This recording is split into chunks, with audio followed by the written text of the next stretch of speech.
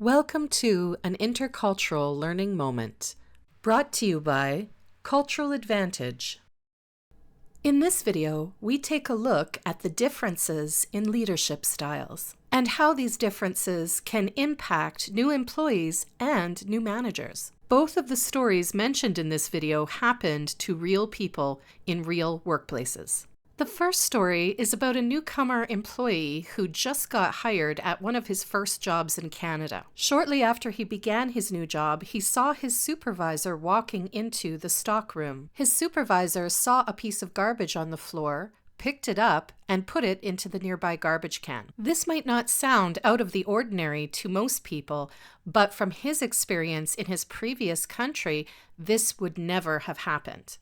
The second story involves a newcomer that was hired as a manager due to his previous experience. Unfortunately, not long after he started, the people he supervised began to complain to his own supervisor. So, his supervisor had a conversation with him to let him know about these complaints, and that people were saying he wasn't really doing any actual work and was expecting everyone else to do the work for him. This came as quite a surprise to this new manager because previously he had a really good reputation for managing staff and was not clear where the actual problem was.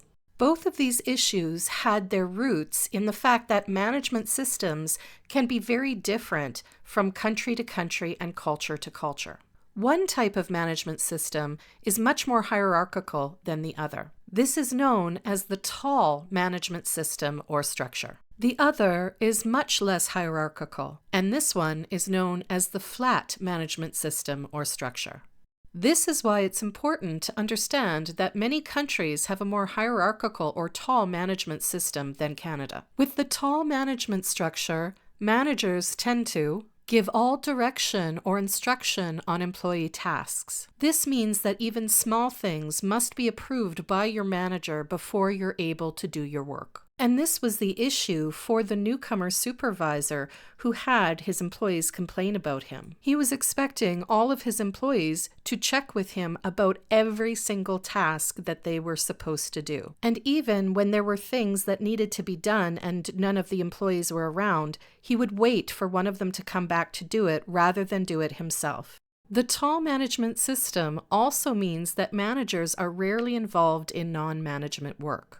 This is why the employee that saw his supervisor pick up and throw out a piece of garbage was so surprised. That wouldn't be something that he would have encountered in his previous roles in the previous country that he worked in. Although this still varies from workplace to workplace, in general, Canada has a less hierarchical or flat management system. With the flat management structure, managers tend to participate in more aspects of work, including things that are non-management related. They also tend to lead by example and are more likely to pitch in when needed rather than wait for someone else to come and do it. So, having a conversation with new staff about the leadership style in your workplace is helpful. This will help you set up a dialogue where you can lay out the expectations, and the newcomer employees and managers can ask questions for clarification. Addressing this at the time of an employee's onboarding is a good idea, but more information or guidance might be needed as somebody moves into their role. The fact is, people can adapt to a different management style if given the opportunity. Working towards this goal will allow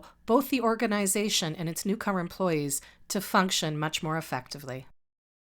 We're looking forward to working with you.